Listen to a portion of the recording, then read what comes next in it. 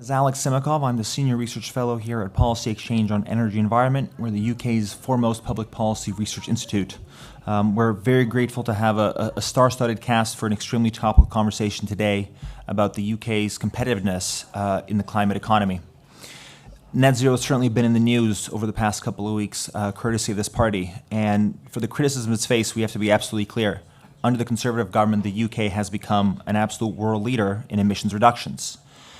Over the past 13 years, this government, through its CFD regime, has revolutionized not only the UK's, but the world's renewable energy sector.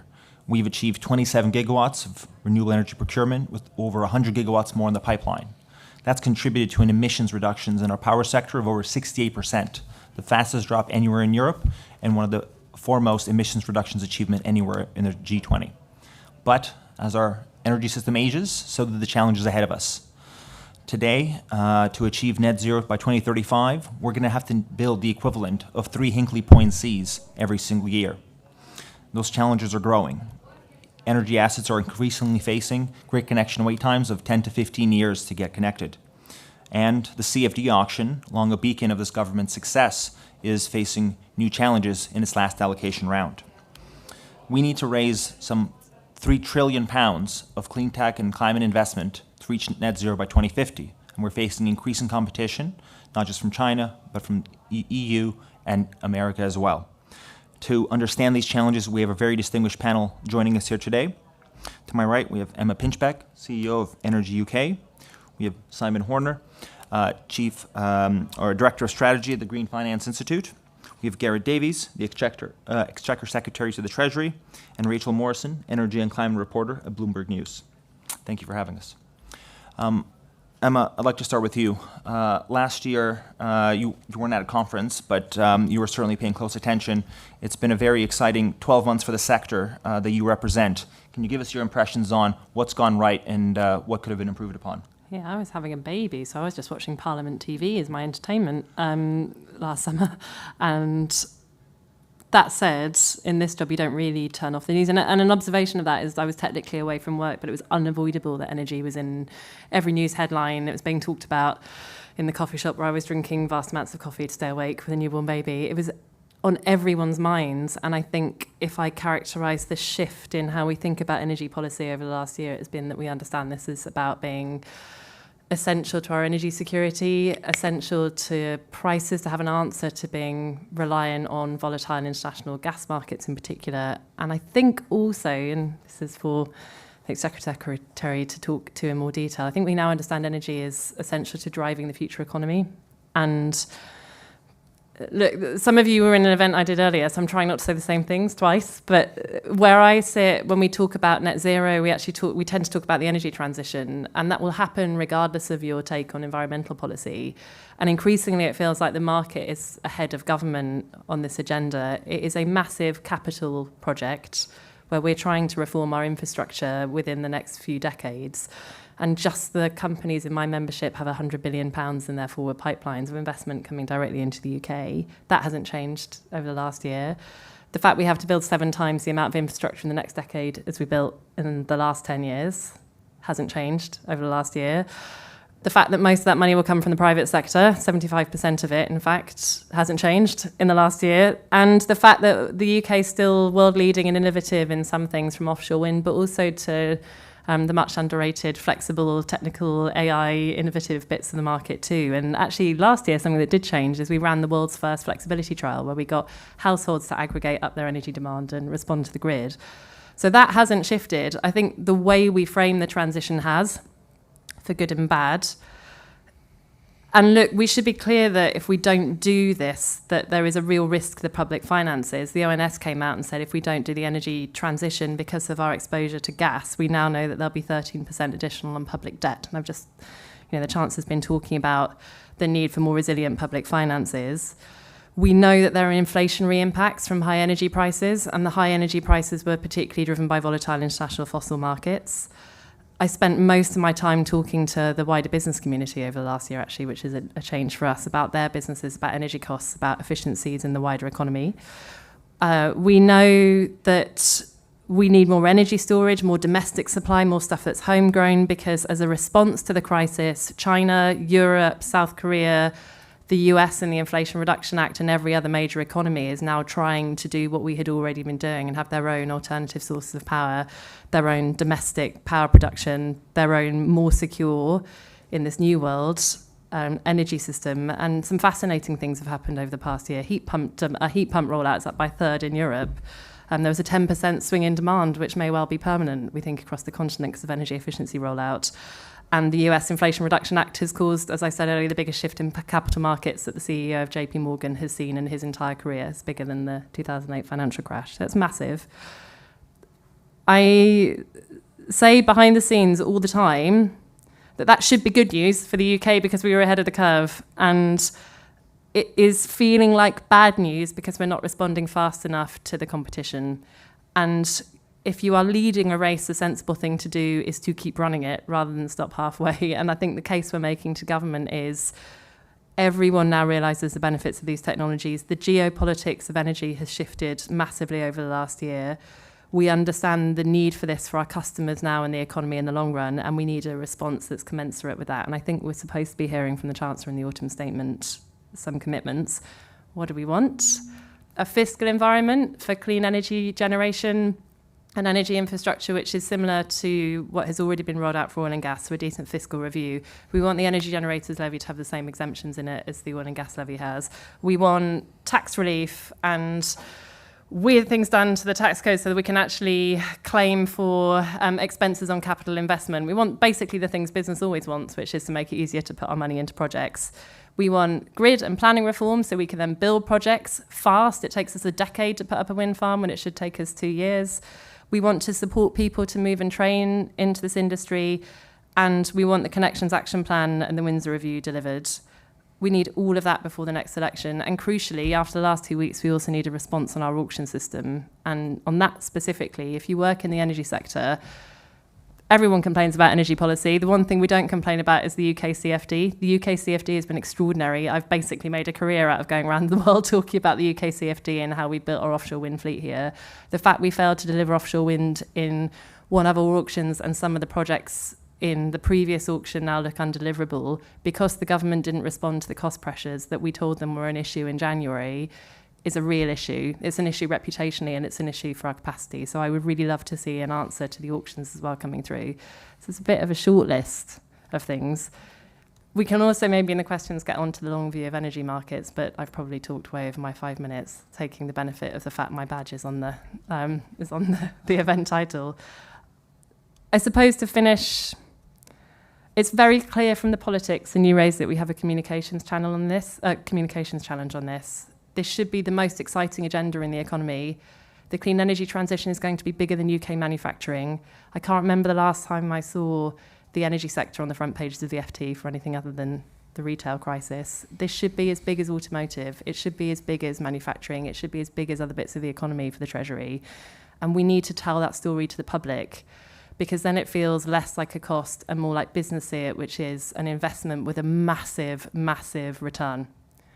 And that is the conversation I hope we'll have on the panel today. Thank you, Emma. Simon, before we turn to Gareth with that wish list, anything that the green finance sector wants to add to it? Yeah, thank you. So, I mean, just very briefly, I guess, on the private investor story. So there are two things that you can do, I think, to attract private investment. One is to offer long-term policy certainty across different sectors. And you might argue that's taken a hit in the last few weeks. It has in certain areas. In other areas, there are reasonable, long-standing commitments more on the industrial and commercial side. And I would also argue we at least have a reasonably settled consensus politically around net zero, even if we are moving some of the pieces around occasionally. So that is helpful.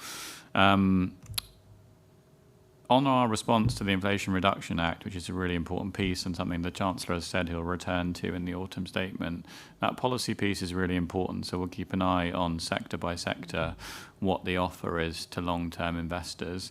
The other aspects of this are we can't find $145 billion worth of subsidies or whatever it is. We certainly can't borrow it on the markets. what we can do is try and get the private sector to pay for it. And within those sectors where we look at different policy, we also need to look at what the risk return offer is to private investors. And that means thinking differently about risk sharing between private investors and the government. At the moment, and it's true of any government in the UK, we're much stronger on grant giving for early stage technology development. We're much less good on scalable finance, on go-to-market finance to actually roll out industry deliverables en masse. So I think thinking about whether the government will look again at different blended finance models, the CFD point is really important. It's an aspect of that. In the energy bill, there's also another piece around CFD on delivering sustainable aviation fuel. So again, if we're going to have credibility, we need to get that policy right. We need to think about whether there are first loss vehicles that are required where the Exchequer is not borrowing but is offering to take equity stakes in funds to develop, say, the battery supply chain, instead of, as I say, giving grant money away. The return on grants is zero. You give the money away, literally. Why not think more about equity?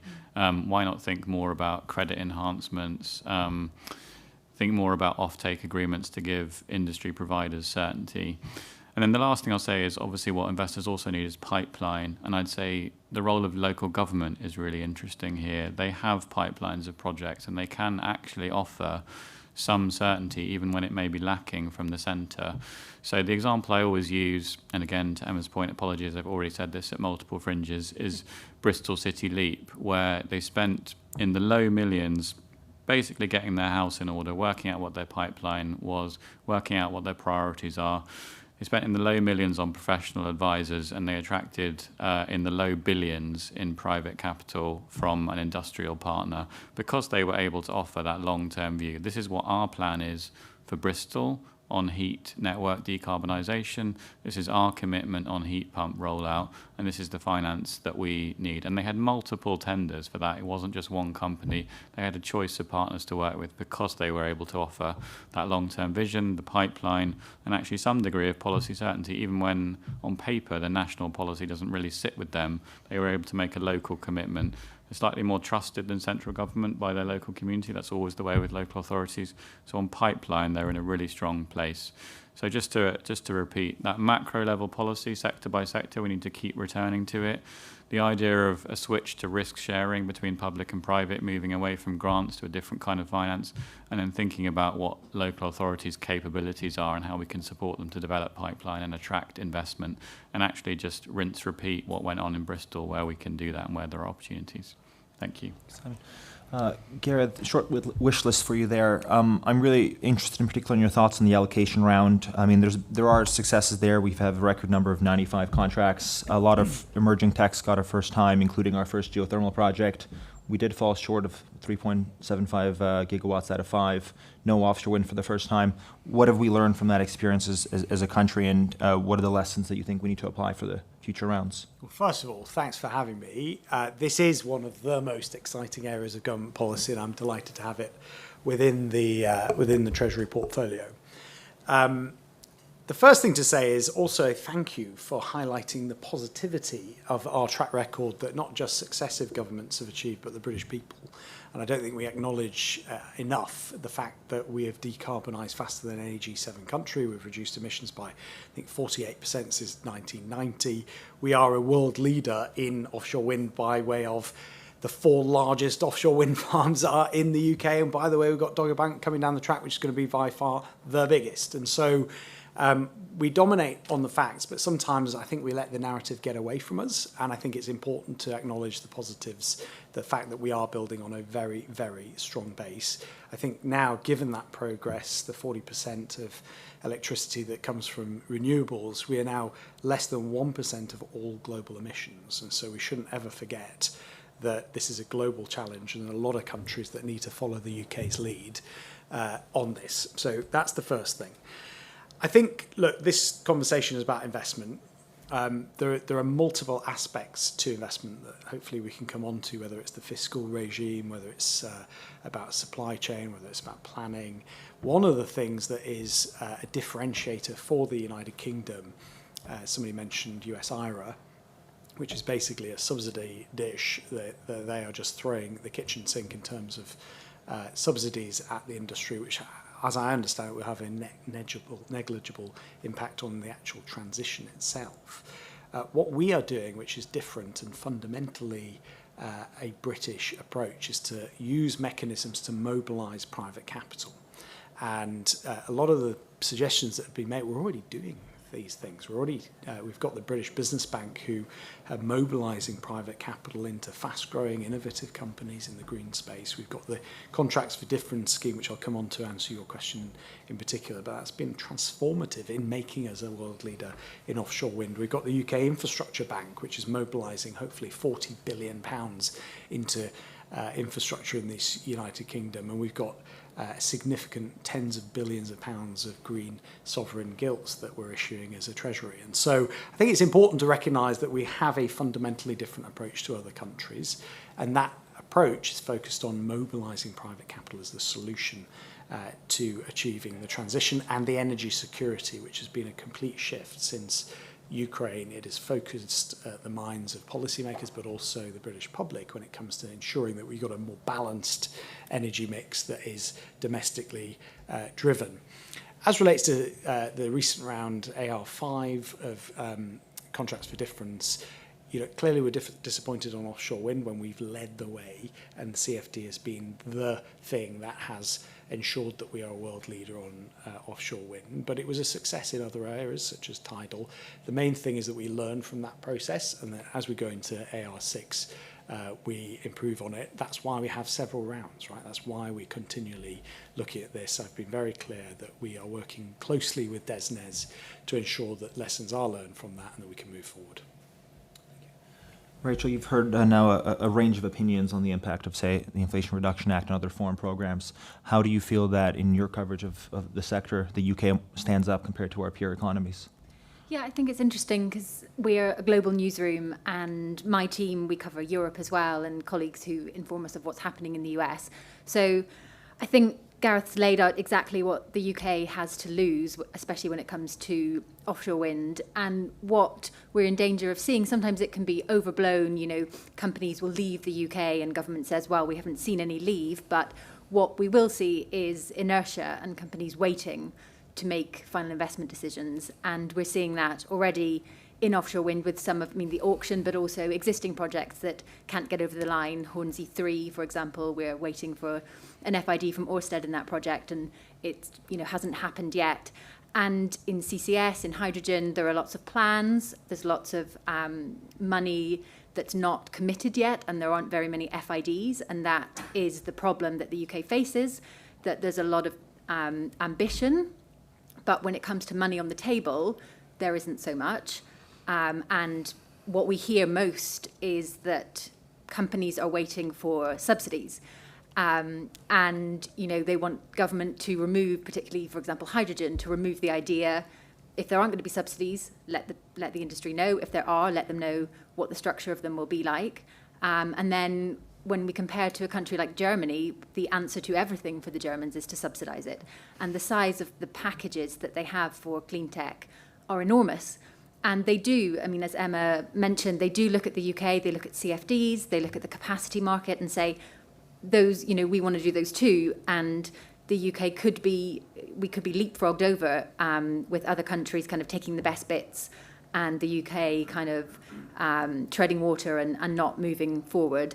And I think, although 2050, Rishi Sunak stressed that the 2050 goal does still remain for net zero, the atmosphere has changed somewhat, and you have big investors from funds saying that the UK policy landscape now presents a risk because it could be changed. And once you have that feeling amongst investors, it becomes very difficult to overcome, because people think, what if they move this? What if this changes, especially coming up to a general election? And I think that is really the uncertainty and the challenge that the government's facing, trying to tell people it's safe to put their money in and to make those final investment decisions the year before an election. It's difficult, and if we waste a whole year or maybe 2 years going towards the energy transition, then there's no doubt the UK will start to fall behind. Thank you, Rachel. Emma? Oh, I was just saying, yeah. in an upbeat and positive way. On the auctions, look, I think that is obviously a problem, and it's a problem for two reasons. And it's good to have the Treasury here because DESNZ can take a view maybe on the reference prices. So the issue, by the way, if you're not an energy geek, the issue with the auctions is that they did not move to reflect the constraints in the global supply chain. So project costs are up about 40%. No, that's not just for renewables. That is for most infrastructure. If any of you have tried to build anything lately, the financing's more expensive. There's a labour shortage. The big global economies have responded quite strangely after the pandemic. So there's pressures on commodities and the rest of it. These are all very visible things to economists. They were not less visible to the Treasury model, and so, or to DESNZ's model, fairly. So they did not update the prices that we were expected to meet in the auction to reflect those global tailwinds.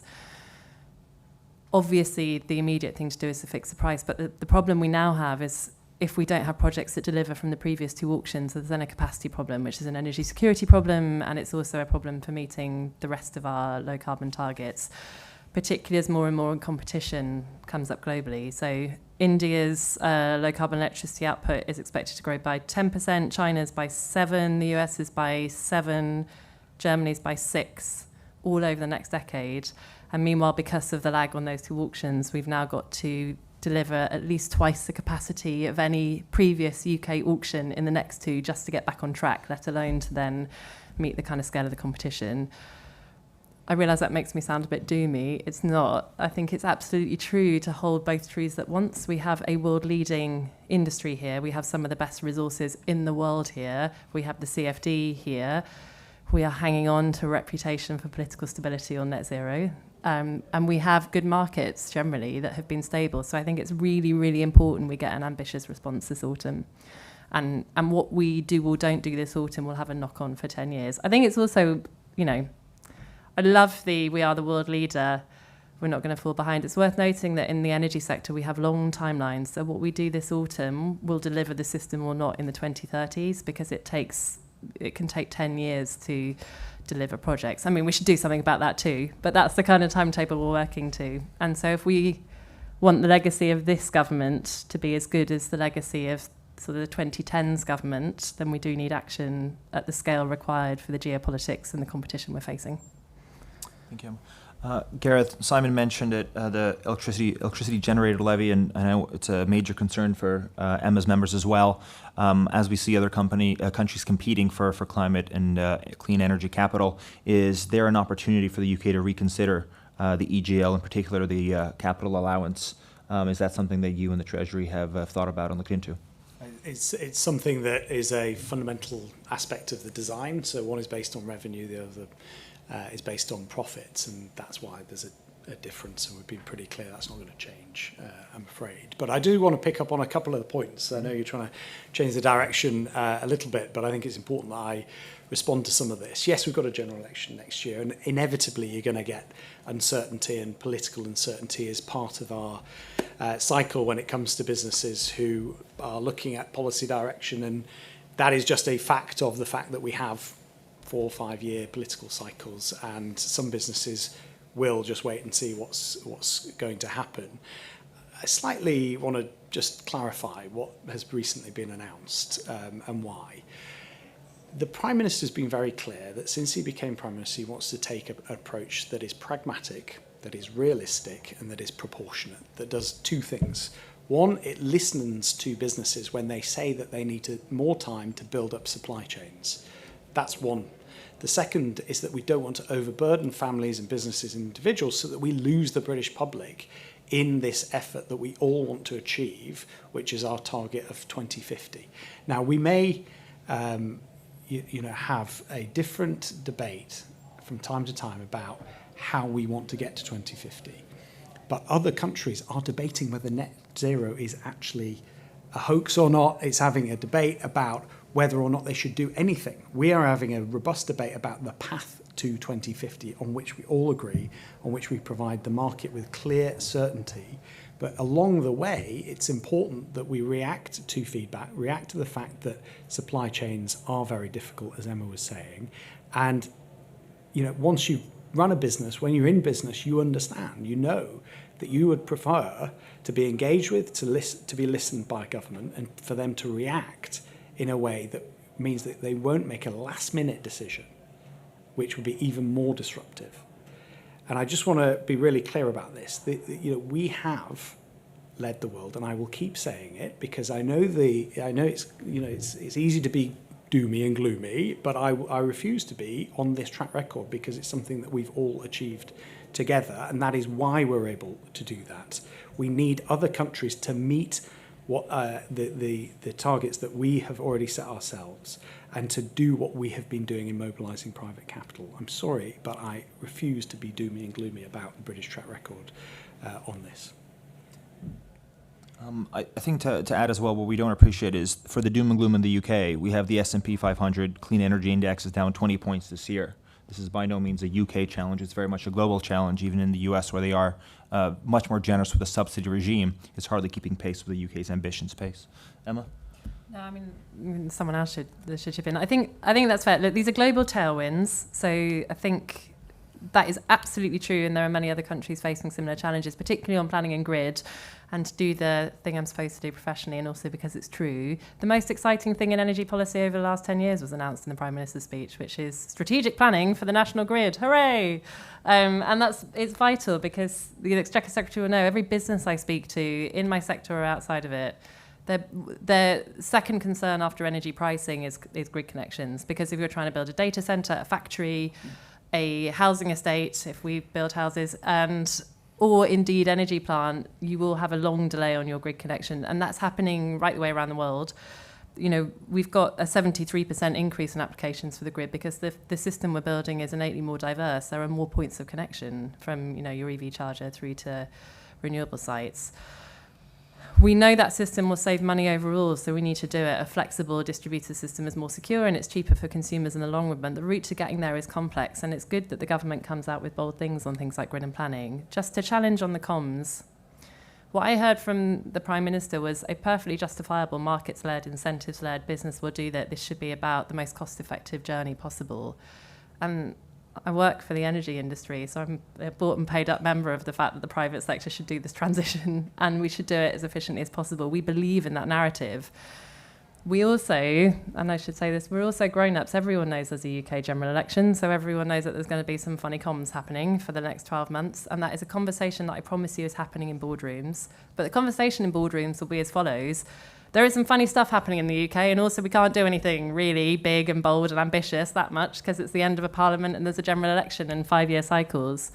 But from what you're hearing from the UK leadership, will you hang on and wait and keep your capital here, or will you start moving it to the US, to China, to South Korea, to Indonesia, to Europe, to any other part of the world where they're facing these challenges but responding quicker? And that is basically the risk assessment happening in boardrooms. And I did my JP Morgan anecdote earlier, so I'll do a different one for you.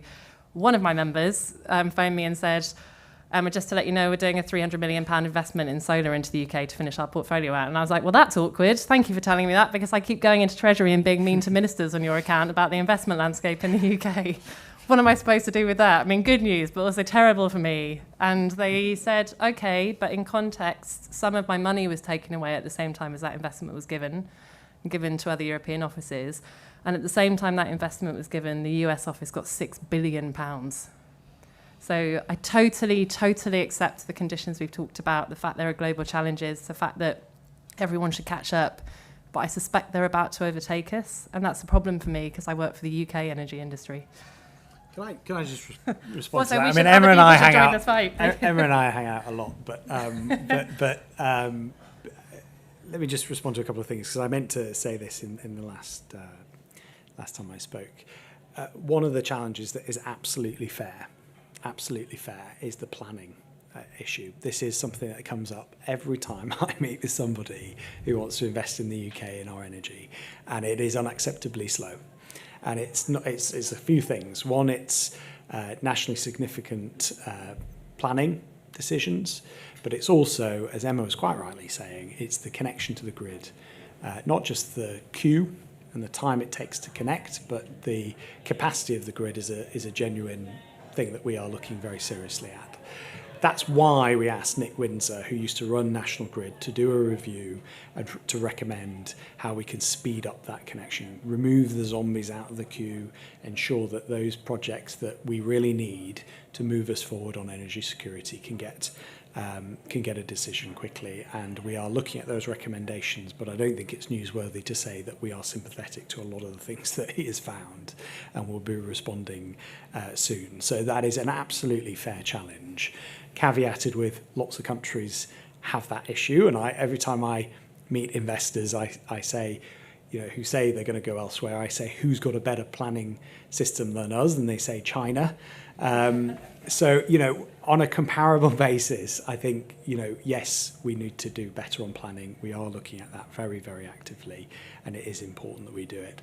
Just lastly, on this political certainty point, you mentioned, Emma mentioned, the worry is that investors are going to go to the United States. Well, I look at the presidential election that's happening around, potentially around the same time as us, and that is quite a debate that's going on. And if I was an investor looking at the United States right now, yes, there is a Joe Biden range of subsidies, but we don't yet know who's going to be running, and we certainly don't know who's going to be president. And I think, if it goes a certain way, it's going to be a different outcome to what it is today. And I think that is something, again, to put this into context.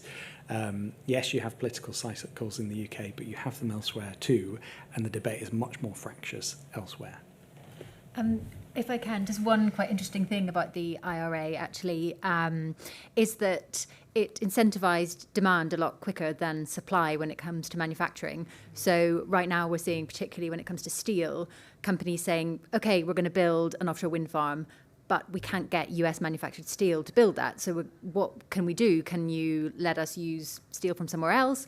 And that's a problem that they didn't really think of, dangling that kind of incentive. So it's not perfect. And you hear from a lot of people that it sort of seems to be this silver bullet. But particularly on the manufacturing side, there are kind of flaws, which shows that it's not all set in stone yet, that the US is just going to win the race for everything. There are still opportunities. We'd like to take a turn to the audience now for some Q&A. Gentleman on the side here, I believe we have a microphone. Thanks. Hi, my name's Luca. I'm here in a private capacity, but work in corporate finance in London. My question is really about the flip side of the equation here, about legacy energy infrastructure, legacy oil and gas infrastructure, rigs that need to be decommissioned. And if we start tinkering with the incentives to direct capital towards the green transition, what are the implications for the capital needs for decommissioning and the such that will require a lot of private sector involvement and investment to continue that decommissioning process, which government can't fund by itself? So any comment there would be great. Thank you. So the one bit of the sector that I'm not allowed to pontificate about wildly is upstream oil and gas, because we don't represent it. Having said that,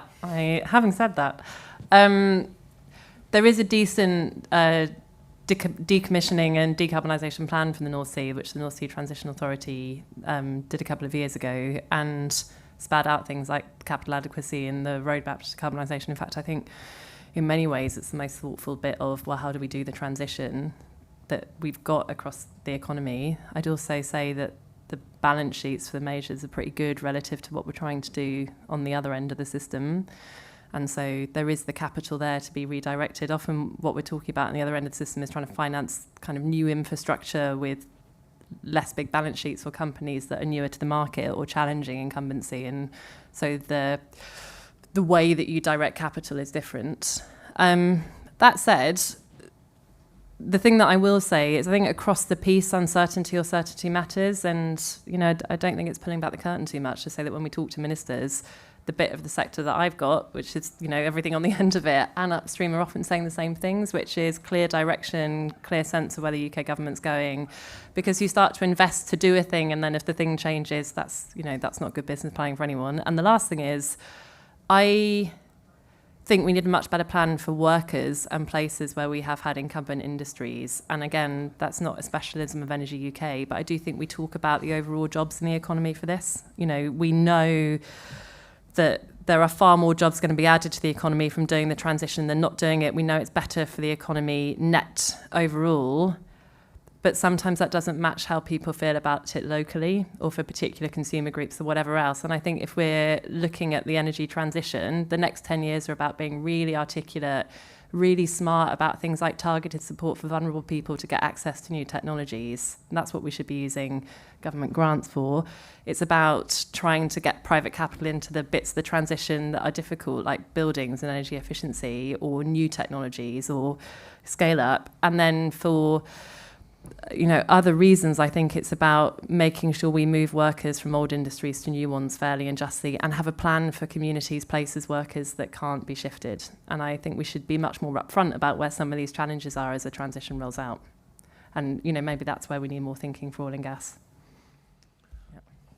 Yeah, happy to come in. Just broadly, I think it's important to point out on oil and gas, as a government, we've been clear that we believe that domestic production of oil and gas is important, and that we're not going to stop production. We're not going to stop the development of domestic resources, not just for energy security reasons, but mainly for economic reasons as well, which is the 210,000 jobs that rely on our domestic oil and gas industry, and of course the SMEs that also support that industry too. It's why we welcomed the Rosebank announcement recently, for example. But I would also agree that the oil and gas industry are investing heavily in the transition, and obviously it's in their interests to do so. As a declining source of energy, it's important that they transition themselves as well, and they are doing that, to be fair. And I think we're not shying away as a government from saying that and for standing up for our oil and gas sector in a way that perhaps others are not. Audience? Gentleman in the middle. Thank you. Nick Morrow from Aviva Investors. The government recently announced a £500 million commitment in Port Talbot to support the development of a green steel plant there, which we thought was a really important move to help attract private investment in a first-of-a-kind project. Is that an approach that you would consider replicating for other first-of-a-kind projects in other heavy industrial sectors like cement, chemicals, glass, and so on? I think it's a model we'll look at, for sure. For sure, I was very pleased to see that announcement from the DBT Minister. I think it's important that we look at that for other areas, yes. Simon, does that make sense to your members' institute? It does, yeah. So specifically, we're working with the DESNZ team on addressing first-of-a-kind risk in all the verticals under greenhouse gas removals, for example, which comes up again and again, regardless of which type you're talking about. Those are risks that need to be taken. There isn't adequate certainty. There isn't the developed business models that underpin them, but there's definitely appetite to do that. So I think it's a great initiative. And if it resonates with you, Nick, obviously it's the right thing to do from a private investor point of view. Audience? We have Mark up front. Thank you. Hi, Mark Apsey. I work for US headquartered energy services and clean tech integrator Ameresco. We're delighted to partner with Bristol on the Bristol City Leap project. So my question, maybe Simon's already answered, and one answer is to rinse and repeat Bristol, but I'm interested in the rest of the panel's thoughts on how we really can unlock capital to decarbonise cities and urban spaces across the UK, if there's any better suggestions. Thank you. There's a great report that the Energy Efficiency Task Force wrote that's got some of those recommendations in that was making its way around Treasury before the Energy Efficiency Task Force was disbanded last week. So we could resurrect some of those recommendations. I'm sure we could talk about blended finance for buildings. Yeah, there was some good stuff in, I can't remember what it's called, but whatever span out of the Skidmore review on local delivery, which was really important. I think not all local authorities are created equal, so you need the right teams in place and you need the right capabilities. And so one thing that we're working again with the government on is working out how you can replicate that model. And I will say my loose understanding is there may be something in the autumn statement on this, so look out. Yep. Secretary, anything to add? Yeah, look, I think every area has got an important role to play. We'd be very happy to look at the recommendations of the task force, and we, of course, thank them for their work. And I think one area in particular is the local transportation network, intercity transportation network. We've invested, I think, 33 billion in the transportation network in the north of England where we are today. Clearly, transport is a key area we need to look at in terms of decarbonising our city centres. Questions? Zoe?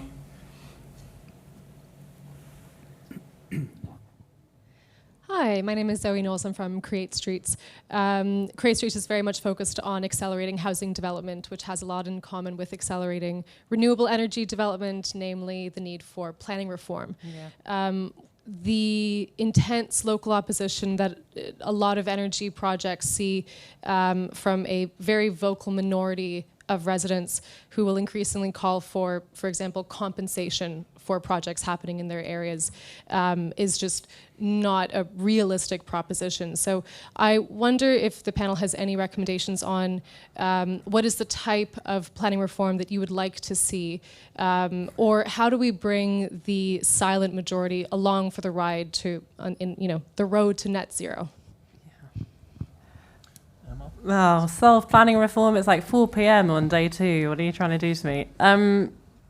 Okay, some principles. Firstly, if you can make pylons as pretty as you make buildings and create streets, that might be a good shout. Maybe I should talk to you. There is actually a way of doing it. So there are models for this. And I think something that I said in the previous panel that applies here and where I think the Prime Minister is getting to something which is true, is that when you poll people on net zero, the thing that comes out is not costs, it's fairness of the distribution of the costs, right? So people want to do the transition. I think we could be better at articulating the long-term economic case. But when it comes to their own home, community, neighbourhood, you get that instinctive reaction that we get on all kinds of infrastructure. And there are 2 ways you can solve that. One, you can make the overall case, and those of you familiar with Chris Stark, who's the CEO of the Committee on Climate Change, I'm just stealing something that is his current stump speech, where he's got adverts that the energy industry in the 1970s placed in Country Life magazine, in all the national newspapers, and it basically has pictures of a 5-year-old girl and pylons, and it's like, how do you explain to her that she can't have cheap electricity if you won't have a pylon in your neighbourhood? And then they've got another version which is about how do you explain to the residents of Wales that they can't have clean power because you won't have pylons in the Midlands. And there was just a real boldness of the articulation of the need, and I do think there has been a massive communications failure, the industry's problem as well as governments, that I would like to see us take on. I'm increasingly convinced by that. The other way you can do it, apart from persuading people, is you can look at the market and try and structure financial benefit. Now, at the moment, we actually do that with community benefit funds. So most renewables projects have big community funds off the back. They fund everything from sports halls to training in the local area. Whiteley Wind Farm in Scotland. I can see SP in the room. Simon's nodding at me. There you go. That's for you. Whiteley Wind Farm in Scotland, which is a big onshore wind project, has amazing habitat restoration. They open it as a park. They do lots of community outreach, and it's hugely popular with the local community. You could do that model. We've got members who also do direct subsidies on bills already, and that's possible inside the existing legislation. And then there is a bigger conversation about, could you roll out a broader community benefits model for, say, like the East Coast, where they're going to host a lot of grid infrastructure, and that's something that the grid operators are talking, to local communities about and to government about. I suppose lastly, there's also the broader conversation about who pays when, and whether we should pay on bills for this or in taxation, and the fair way of funding this. Long story short, it's not just planning, it's about our energy market design, and I think it's a bigger conversation about fairness across the piece and who pays and when.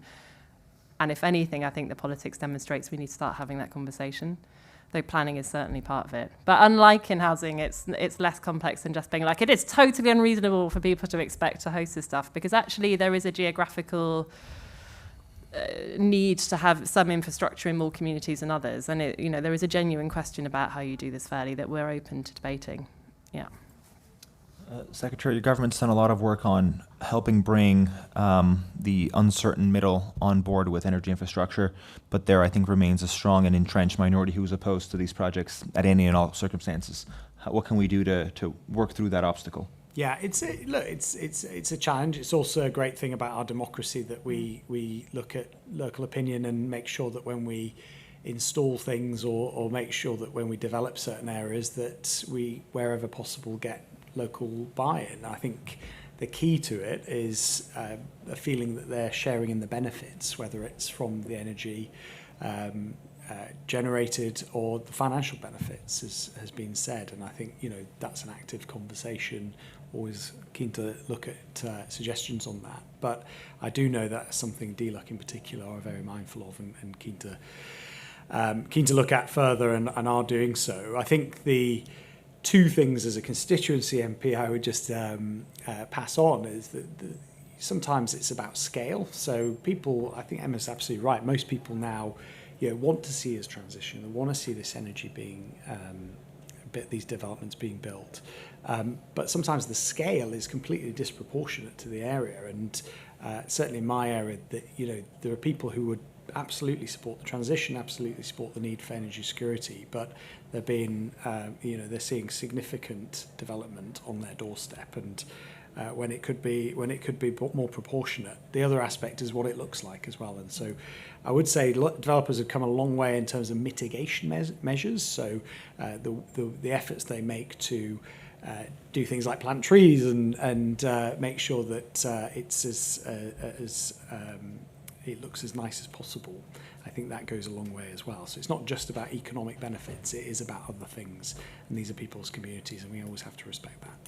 Am I allowed to do our planning asks? Because I realise I'm going to get into trouble for not doing them. So there are some quick asks on planning. The onshore wind, the written ministerial statement on onshore wind that just came out during the debate on the energy bill, I welcomed it, and people were like, oh, why? It's not good enough to get onshore wind built. And the reason is I do not underestimate the political challenge of getting Conservative backbenchers to fight for an amendment on onshore wind. That has been a 10-year fight. I've been part of that. I think it's well won, the politics.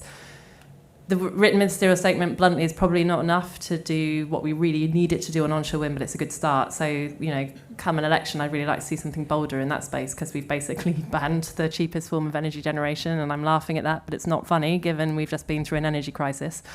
And then I think, similarly, we'd like to see offshore wind and critical infrastructure and perhaps more of this national infrastructure that's important for the economy reflected in the national strategic policy statements, and some clarity on those. We'd like to see, there's a rule that you can't put a heat pump within a metre of your house, because based on very old noise assessments of heat pumps, there are some things that we could just do, as well as this bigger, broader, more abstract question about what we do with planning. And I suppose lastly, there's a political thing about how much secretaries of state in the future are willing to call in, because that is still a function. Every single one of our offshore wind farms, I think, bar one, had to get called in to get built. I mean, that is one way of getting around the planning system. So I think there's something about testing the politics of central government. And then lastly, we talked about how important local authorities are. We could really do with some more local planners. The scale of this is important. So for housing, for all infrastructure, I think the capacity of local planning offices is really important. There you go. That's the planning ask. Thank you, Emma. We do have a guest joining us this evening who can perhaps speak a bit more about what the UK is doing to improve our competitiveness here in competing for climate capital around the world. Secretary? Well, I think thank you so much. I'm sorry I couldn't join you earlier. I had a prior commitment, but I'm sure it's been a fascinating discussion. Particularly, I can see the panel members, and I can see that you've been in very good hands. Just to say that this is the debate of the moment. We know that the world has got more competitive when it comes to green finance. We've actually been very much ahead of the race. So as you'll all know, we've decarbonised faster than any other major country. As I said today, we've got the first, second, third, fourth largest wind farms, and we're about to get the fifth largest too.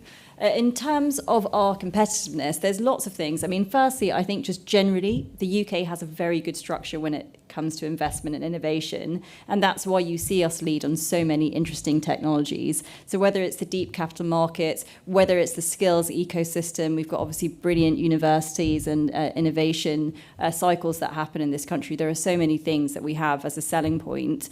But people are now really getting on the bandwagon when it comes to green industries, and we are going to fight harder, and that's going to be part of my job. It's a huge priority for me. I'm going to be out there with my sharpened elbows fighting fighting to make sure that we continue to be a leading country for green investment. And I have the Chancellor's backing and I have the Prime Minister's backing. You'll have heard both of them talk about really important things in this area. So whether it's grid, which, I mean, I can't stress to you how important grid is. I'm sure it came up on the panel today. I can see Emma nodding. I sometimes think when I've been in this role, obviously for a matter of weeks, but worked with the Treasury for longer. And one of the things that I say now I've been here is I've got 99 problems and they're all the grid, because we've got so many projects, I think, over hundreds and hundreds of gigawatts locked in that. And actually we are really taking the bill by the horns. We appointed Nick Windsor to do a review. We've already set out some of the things that we're going to do in response to that. Connections Action Plan coming imminently.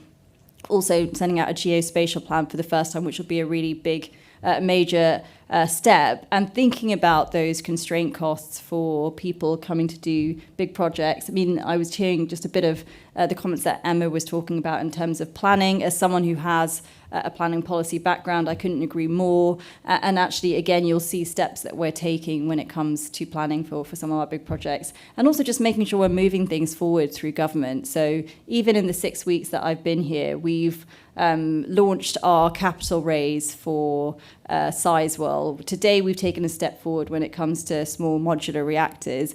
I've been engaging a lot with people post AR5. I would say that overall, our CFD mechanism has been a hugely, enormously successful thing in this country. And now that we've moved to an annual auction, it's actually quite a good thing that we can talk to people, respond quickly, and we'll be setting out more in terms of strike prices and things like that in about a month's time. But also looking forward, making sure that we can have non-price factors as part of the auction is something that we're looking at. And of course, again, picking up planning. So there's a lot that we can do, I think, in terms of continuing to have a really competitive streak when it comes to energy and green industries. And overall, one of the things that you'll see from us is a willingness to have that debate early, and make sure that where things might be a difficult conversation, we're not afraid to grasp that issue. So grid, I think, for lots of people has been too complicated, but we want to grasp that issue. I think net zero, which we're hugely ambitious on, and I would say one of the things that I came in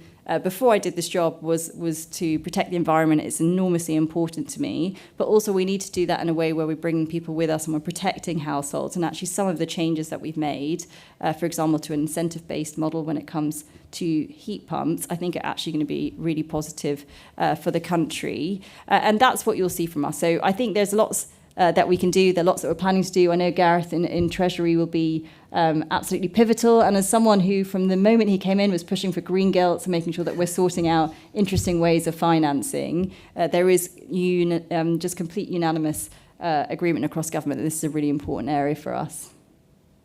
Excellent, thank you. I think we have time for a minute or two for some questions, if that's in time.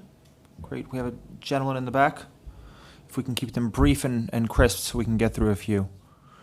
Yeah, as far as I understand, the cheapest electricity comes from onshore wind, solar, offshore wind.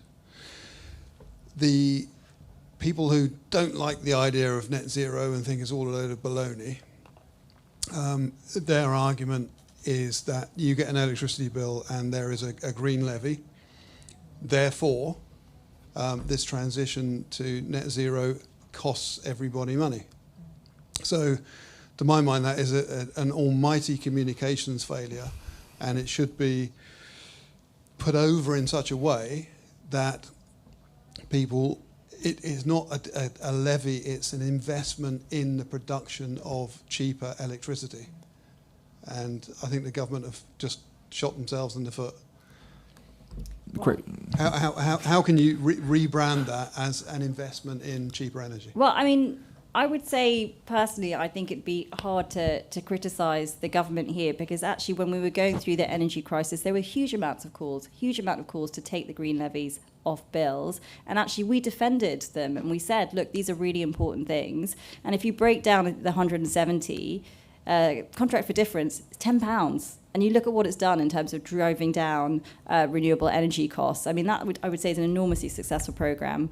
And when it comes to the RO, the renewable obligation, that's £80, and it's now starting to come down after time, and it will come down lower. And something like ECO, for example, that's helping us insulate some of the homes for the people who need the help. So these are the arguments that we have been making, and I think they're important ones to make. But we also need to think about the fact that people are struggling. They've been through really difficult times, and of course they're going to look at anything that they can to try and make those energy bills lower. And I think that's why it's really important that we've taken the steps that we have to say, yes, we're going to get there. Of course, we're going to be ambitious. We're absolutely committed to those targets, but we're going to do that in a way that's mindful of your personal finances. Thank you. Emma, do you want anything to add? I think there is I think this is totally fair because the ministers on the panel know that I will say this to them privately as well as publicly. And I think there is something about, given, as I said earlier before the Secretary of State arrived, there is a general election happening. Everyone is a grown-up. There will be messages that we agree with and don't agree with from political parties on all sides. And this industry, because we've been through an energy crisis and because we're in a massive energy transition and because of everything we're seeing globally, is in the heart of political debate, not for the first time, but certainly more intensely than I can ever remember it. That means that for our investors who will hold on, I think that's a fair thing to say, they like the UK market, we are world leading in many ways, they think that we're a stable place to invest, they will hold on so long as they hear enough positivity. And I think there's a bit of this where I would love to see the Prime Minister pitch not just the costs but the benefits. You know, to talk about the fact that we know bills will come down for everyone if we do this, to talk about the fact that, for example, the reason you push the EV market to happen earlier is you get a good second-hand market which benefits vulnerable households, to push for the fact that private rental standards benefit renters, you know, to do the kind of big picture. I think that's a fair criticism. Where there is a fair criticism back, I think as an industry we have to be clear about some of the challenges ahead. I do think that it's a complicated economic journey we're on, and we could be articulate about who pays and when and where the costs fall in the overall transition, even if we're clear about the long-term benefit. And as I said, you know, before the Secretary of State arrived, there has been a monumental communications failure here.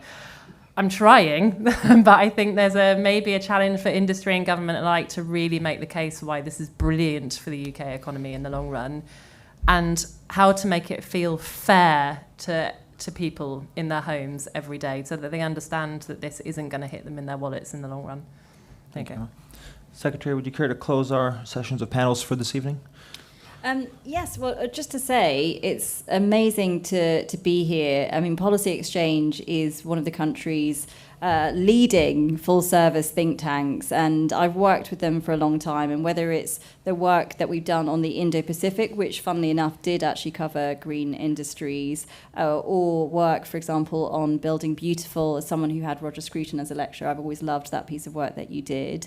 It's wonderful to see you also leading the charge when it comes to energy. I know the work that you've done on hydrogen, for example, or small modular reactors, something that we took a step forward on today, has been enormously powerful, and I'm sure you'll continue to do the same in this important debate. And although I'm sorry I couldn't hear the panelists speak, just the bit that I've caught, I think shows the energy and intellect that people are applying to this debate, which gives me full confidence that we will get there. Because yes, there are some thorny challenges ahead, but as Emma rightly says, there is huge opportunity for this country. There's an enormous amount to be optimistic about.